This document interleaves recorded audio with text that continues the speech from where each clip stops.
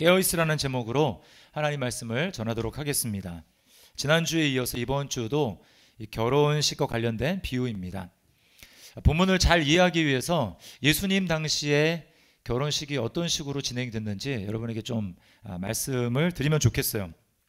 결혼 정년기가 된 남자는 여자를 이제 유심히 살펴봅니다. 그래서 저 여자면 내 배우자감이 되겠다라고 하면 그 여자에게 프로포즈를 이제 해야 됩니다.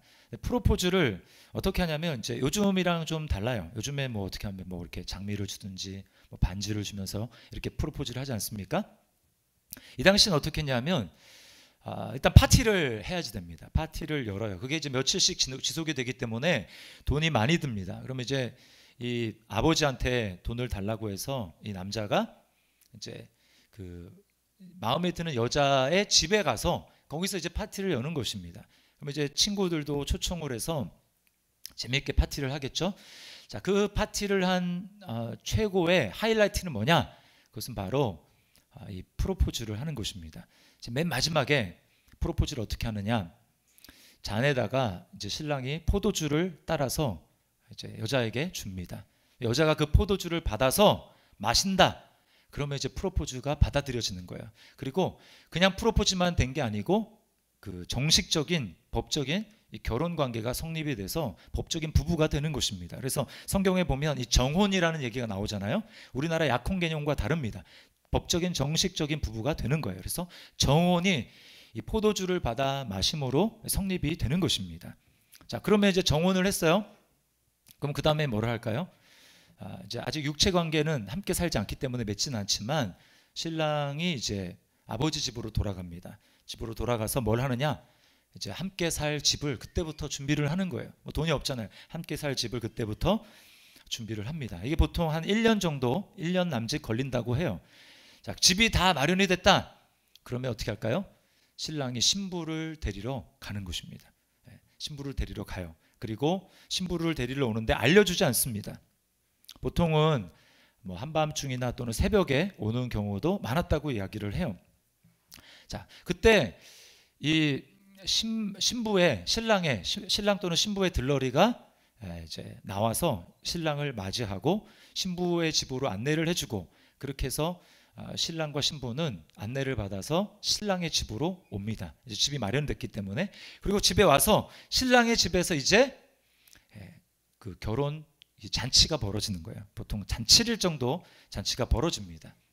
그렇게 이제 결혼식이 끝나게 되는 거예요. 자, 오늘 이제 나온 비유는 어디에 해당이 되는가? 어느 장면입니까?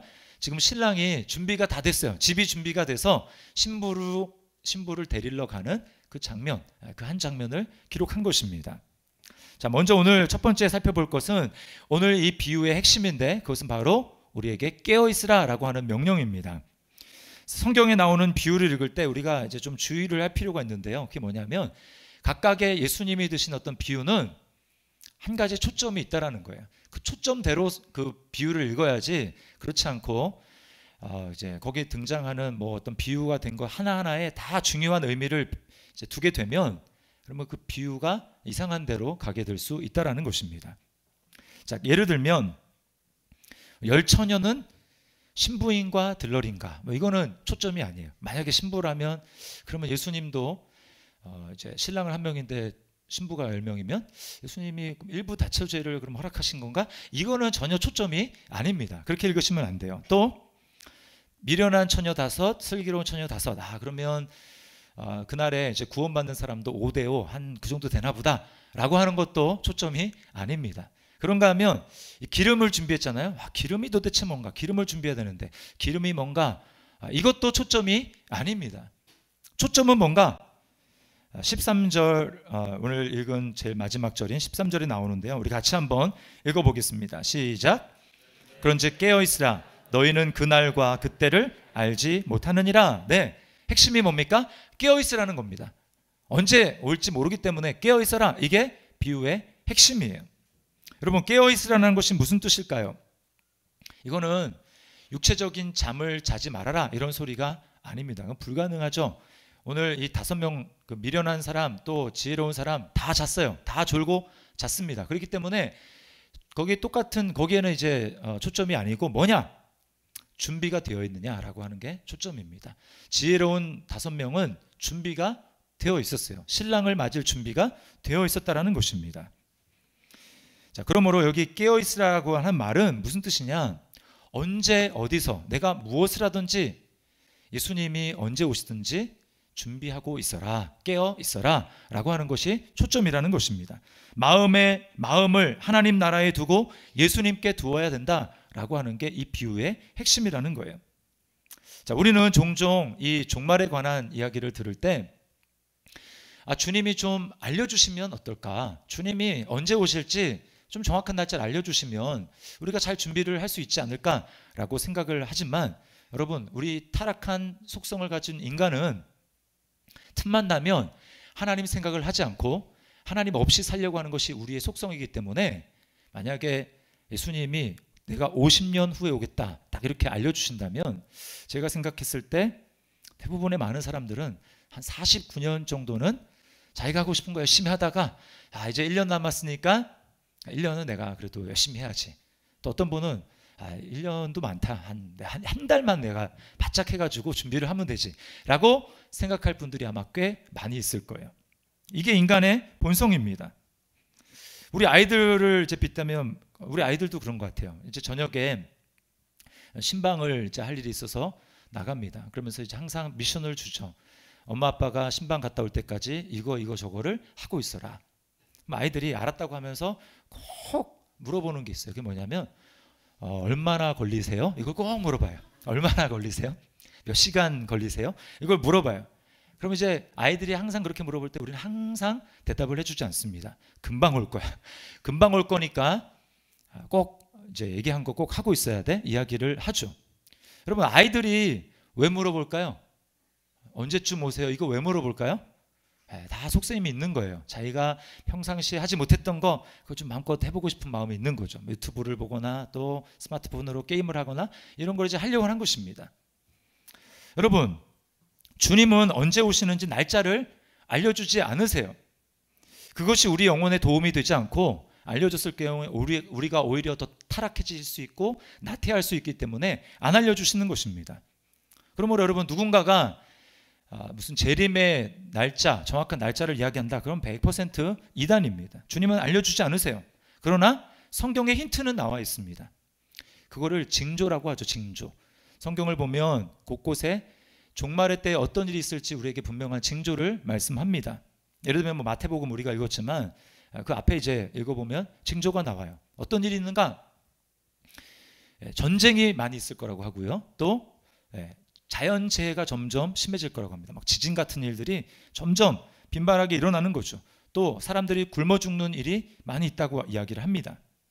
그런가 하면 이 내적인 사람들의 마음도 점점 강팍해질 것이라고 이야기를 해요. 디모데후서 3장 1절부터 5절을 제가 세 번역으로 읽어드리겠습니다.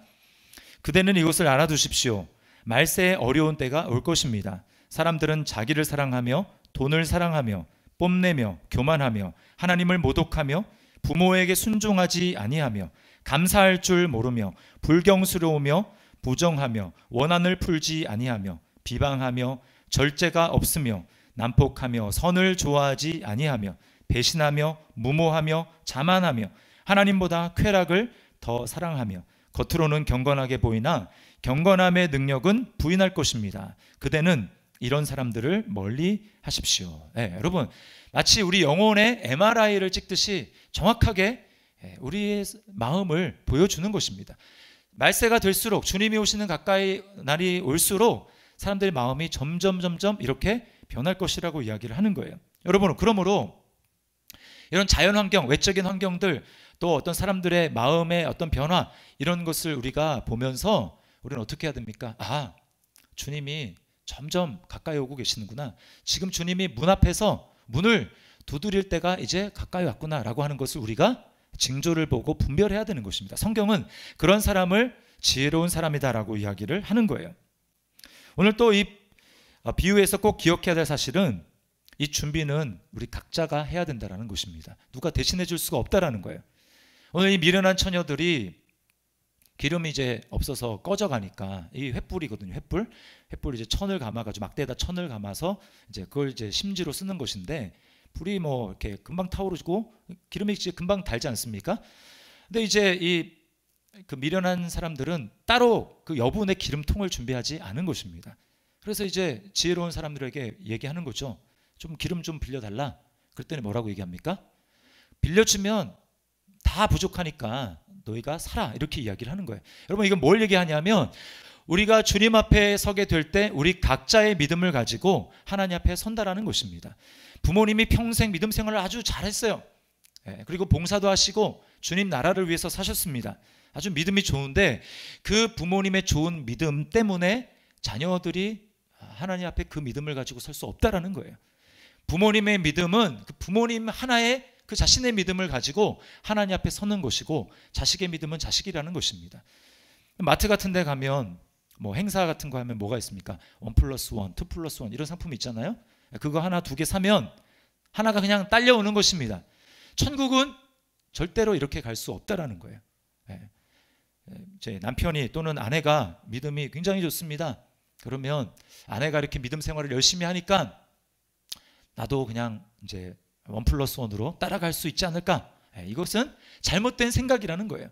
아내의 믿음은 아내, 내 믿음은 내 믿음, 우리 자식의 믿음은 자식의 믿음, 그 각자의 믿음을 가지고 하나님 앞에 선다라는 것입니다. 이걸 꼭 기억해야 돼요. 자, 그렇다면 여러분, 우리가 깨어 있으려면 어떻게 해야 할까요? 오늘 같이 읽은 누가복음 21장에 보면 깨어 있으려면 마음이 둔해지면 안 된다라고 이야기를 합니다. 21장 34절 우리 같이 한번 읽습니다. 시작.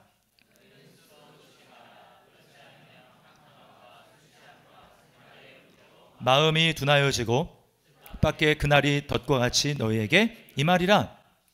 여기 마음이 둔해진다라는 말은 뭔가 짐을 너무 많이 져가지고 완전히 짓눌려버린 상태를 이야기를 하는 것입니다. 마음이 그렇게 짓눌려버리면 그럼 뭐 주님이 오시는지 전혀 상관없이 살아가게 된다라는 거예요. 둔해진다라는 것입니다. 무엇이 마음을 짓눌러서 둔하게 만듭니까? 여기 두 가지 얘기했죠. 첫 번째는 방탕함과 술 취함입니다. 똑같은 거예요. 이 세상의 재미에 푹 빠져 살아가는 것입니다. 저는 그렇게 푹 빠져 살아가지 않는데요, 제가 얼마나 열심히 사는지 목사님 모르시잖아요, 이렇게 말할지 모르지만 여러분, 성경에서 꼭 이 세상 재미에 푹 빠져 사는 것뿐만 아니고 방탕함은 뭐냐? 하나님과 상관없이, 하나님의 뜻과 상관없이 내가 살아가는 삶, 그것이 바로 방탕한 것이고 영적으로 게으른 것이라고 이야기를 하는 것입니다. 방향을 못 잡고 있는 거예요. 헤매고 있는 것입니다. 마치 이 더듬이가 없는 개미가 헤매는 것과 똑같아요.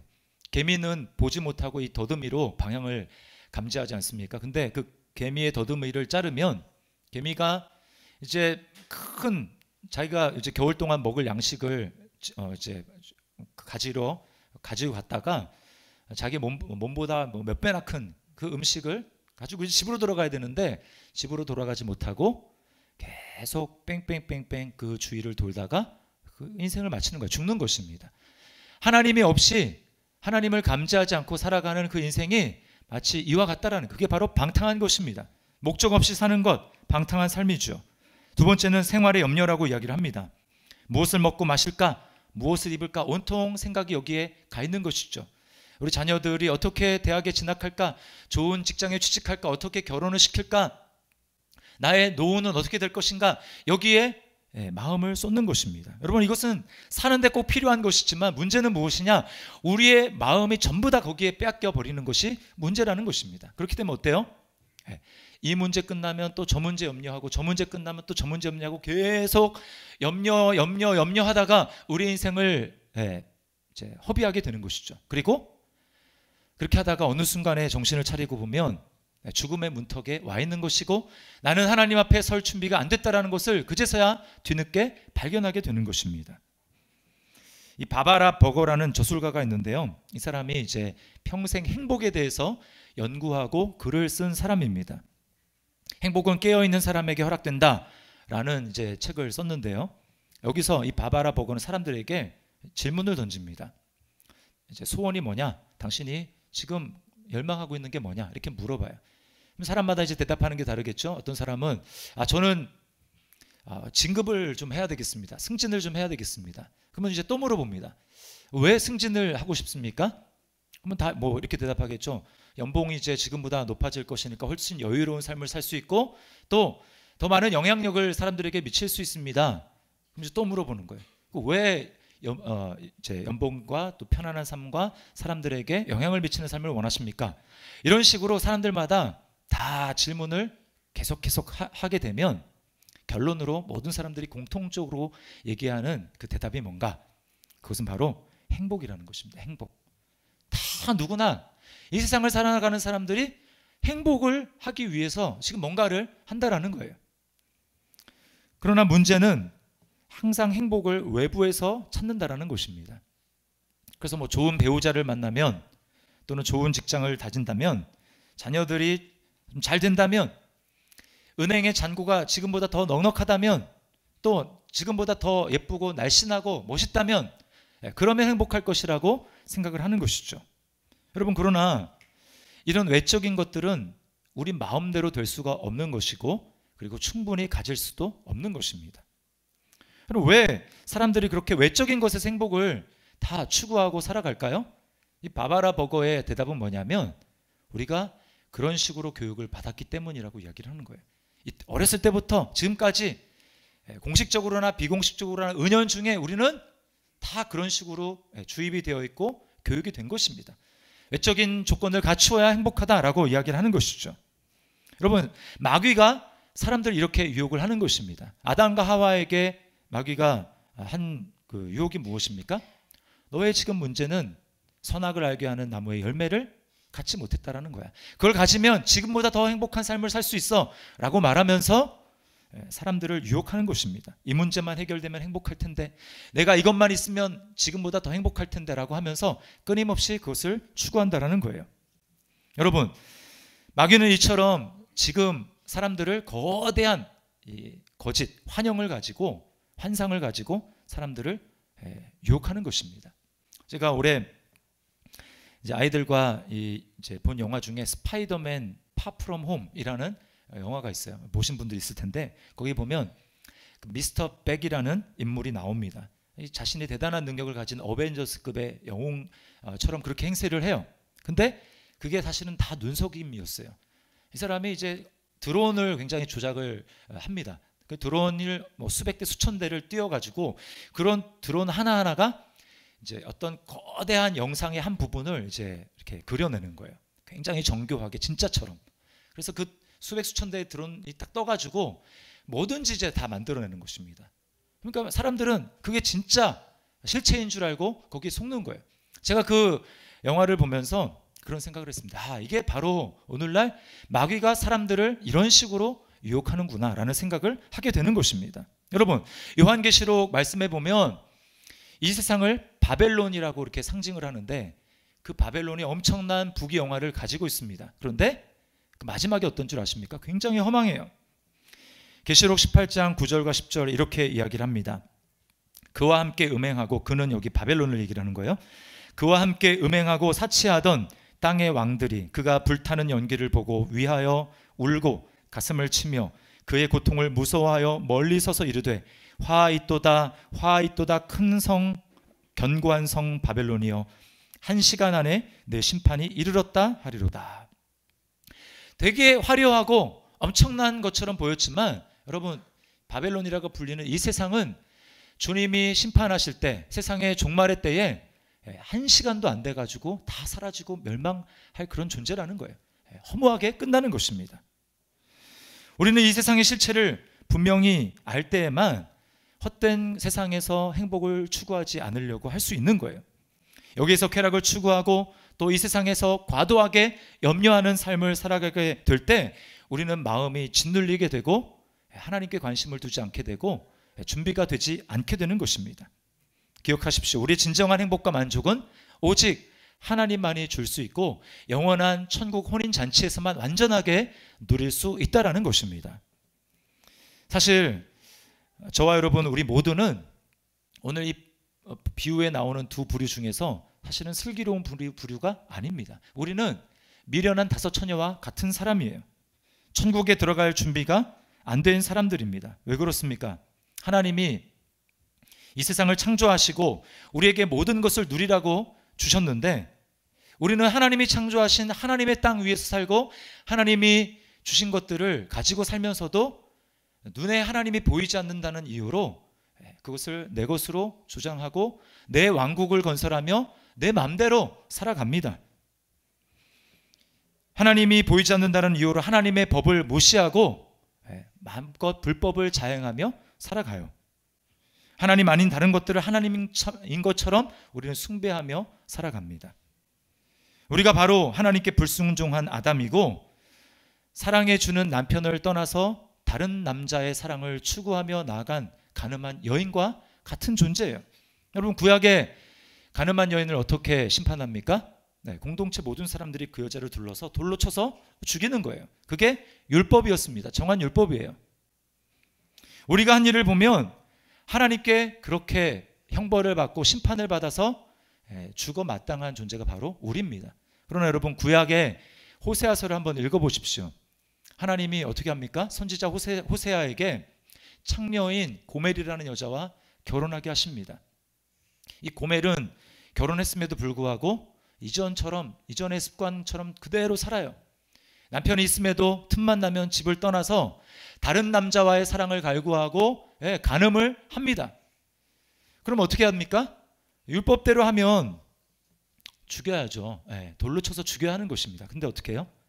하나님은 호세아에게 그 여인을 다시 집으로 데려와서 아내로 삼으라고 이야기를 합니다. 여러분, 반복해서 그렇게 하는 거예요. 뭘 보여주는 것입니까? 하나님이 세상의 모든 민족 중에서 오직 단 하나, 이스라엘 너희를 내가 알아서 선택을 했는데, 그래서 모든 은혜를 베풀었는데 너희는 내가 아닌 다른 우상에게 가서 절하고 마치 그 우상이 너희에게 풍부와 또 재물과 또 모든 행복을 주는 것처럼 그 우상을 섬기고 있다. 너희야말로 고멜과 같이 가늠한 여인과 같다 라고 말씀하는 것입니다. 그럼 하나님이 심판하셔야 되는데 심판하지 않고 하나님이 호세아 선지자를 통해서 알려주시는 것은 무엇입니까?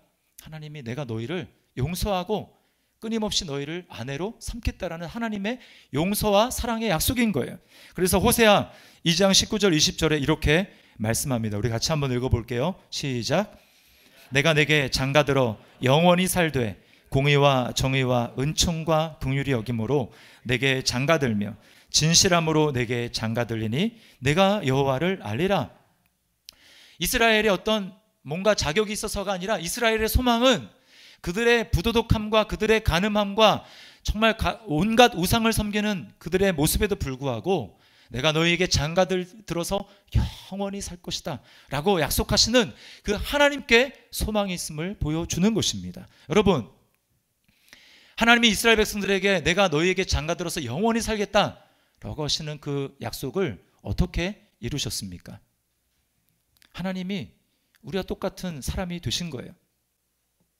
부부가 되려면 한 몸이면 몸이 똑같아야 되지 않아요? 하나님이 하나님으로 있으면, 보이지 않는 존재로 있으면 우리와 한 몸이 될 수 없기 때문에 하나님이 사람이 되신 것입니다. 하나님은 그리스도 안에서 사람이 되세요.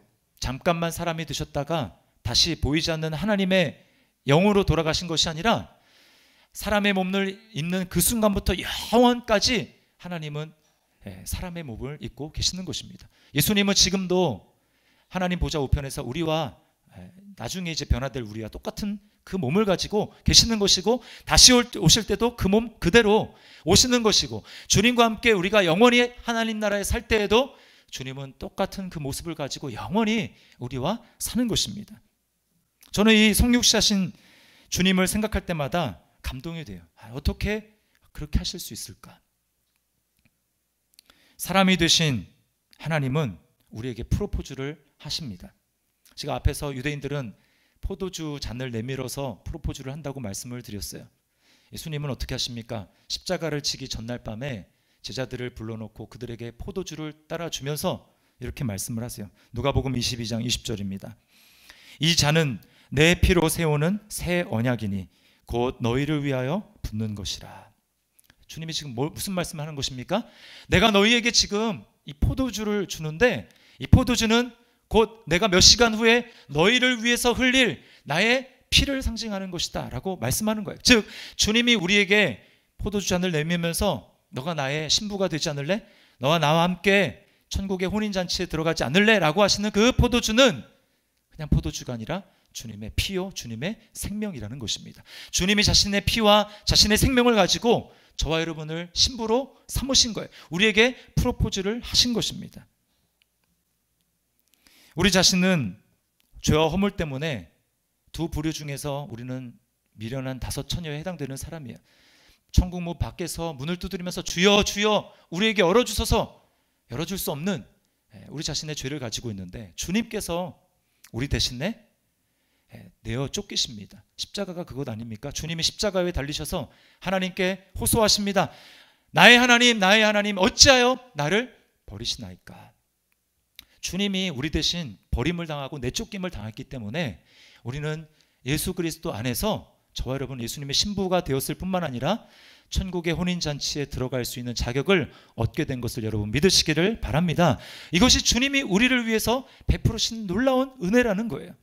그러므로 여러분 예수님을 믿는다라는 것은 내가 예수님이 자신의 피로 주시는 그 포도주를 내가 받아 마셨다라는 것이고 나는 그래서 주님과 정혼한 신부가 되었다라는 그 고백인 것입니다.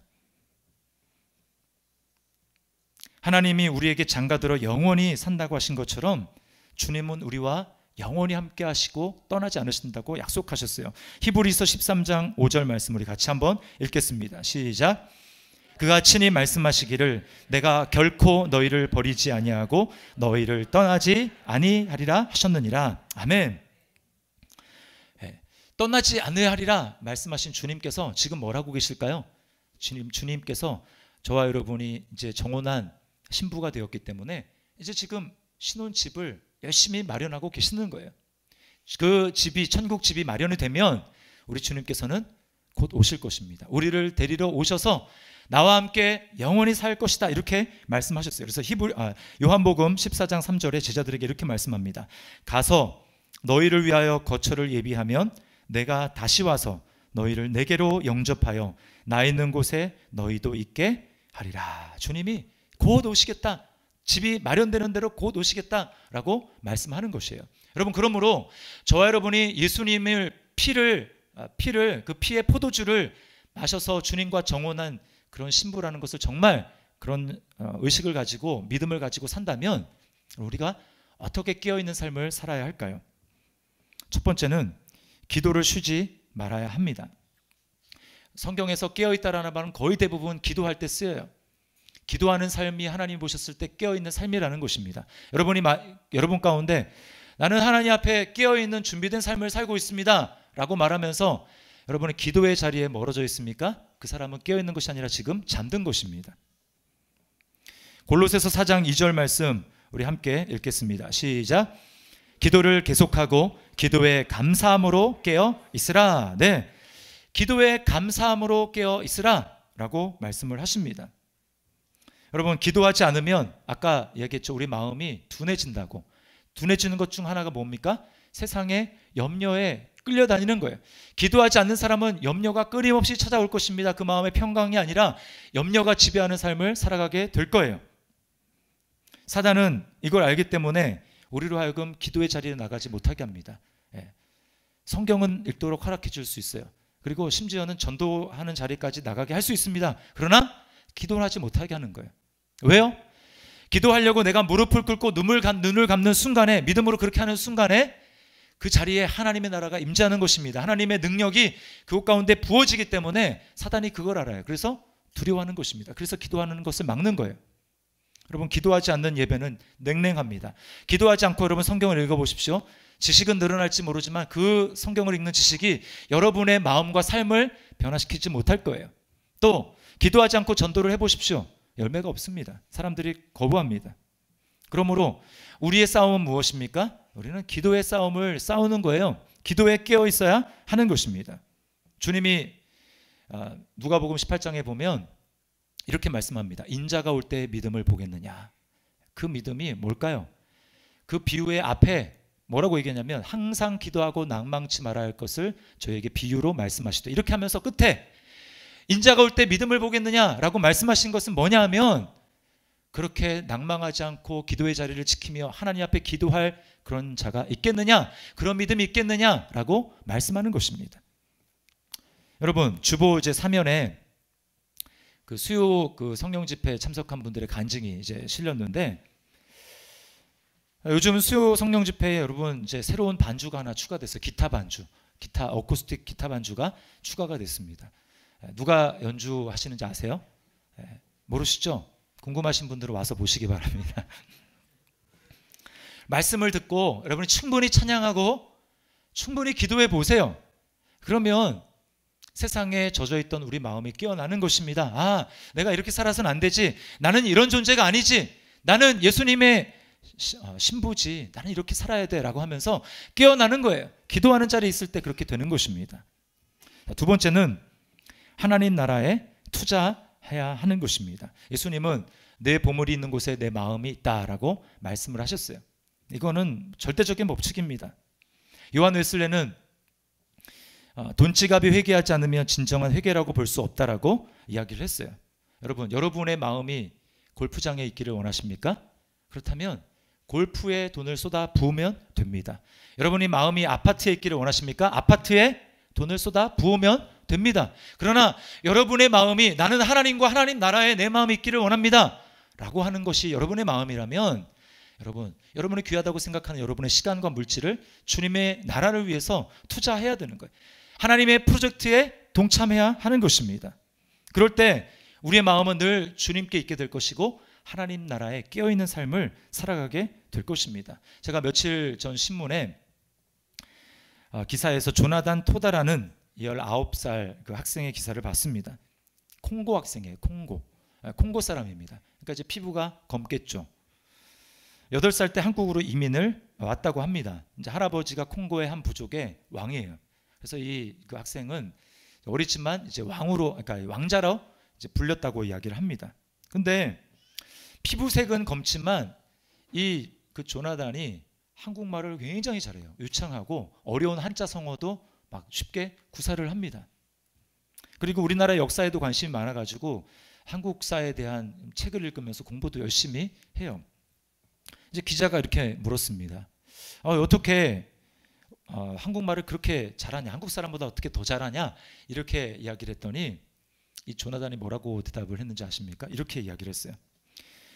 나를 이 나라에 빠뜨려야겠다고 다짐했어요. 나를 이 나라에, 대한민국이라는 이 나라에 빠뜨려야 되겠다고 자기가 결심을 했다라는 것입니다. 제가 이 한 문구에 감동을 받았어요. 제가 이제 이 설교 준비를 하고 있었거든요. 야, 이게 우리의 모습이어야 된다. 100년도 안 되는 대한민국 땅에 이민을 와가지고 살더라도 내가 이 나라에 자신을 빠뜨려야 되겠다고 이렇게 다짐을 하는데, 영원한 하나님 나라에 정말 존귀한 신분으로서 그 신부가 되어서 영원한 하나님 나라에 살겠다고 하는 우리가 이 학생보다 그 열정이 적어서 되겠냐, 이런 생각을 하게 된 것이죠. 여러분, 우리는 하나님 나라에 발만 살짝 담그는 정도로는 안 됩니다. 우리 자신을 온전히 하나님 나라에 풍덩하고 빠뜨려야 돼요. 예수 그리스도에게 빠뜨려야 되고 그 사랑과 은혜에 자신을 빠뜨려야 하는 것입니다. 주님 오늘 말씀하십니다. 그런즉 깨어있으라. 너희는 그날과 그때를 알지 못하느니라. 우리를 위해서 피로써 프로포즈를 하신 예수 그리스도를 여러분 기억하시기 바랍니다. 주님이 우리에게 경고하셨어요. 너희 마음이 둔해져서는 안 된다. 세상의 방탕함과 술 취함으로 너희 마음은 둔해질 것이다. 또 세상의 염려 때문에 너희 마음은 둔해질 것이다. 여러분, 우리는 이런 세상의 것들에 우리 마음이 둔해질 사람들이 아니고, 우리 염려할 것들이 있다면 오히려 기도하는 자리 가운데 나와 기도에 깨어 있어야 될 것입니다. 또한 하나님 나라에 우리 자신을 완전히 투자해서 내 보물이 있는 곳에 내 마음이 있을 것이다 라고 말씀하신 대로 그 하나님 나라에 우리 자신을 온통 빠뜨리며 깨어있는 삶을 살아가는, 주님이 언제 오시더라도 준비되어 있는 저와 여러분들 될 수 있기를 주님의 이름으로 축원합니다. 우리 말씀을 기억하면서 우리 마라나타라는 찬양을 시간 불렀으면 좋겠습니다. 여기 보면 후렴에 우리 주님 다시 오실 길을 만들자, 십자가 들고 땅끝까지 우린 가리라. 길을 어떻게 만들 수 있습니까? 우리가 깨어 기도하는 것입니다. 또 주님 나라를 전심으로 열망하며 그 나라에 투자하는 거예요. 마라나타, 아멘. 주 예수여 어서 오십소서라는 뜻인데, 이 시간 우리 믿음으로 우리 마음을 하나님 앞에 드리며 고백하겠습니다.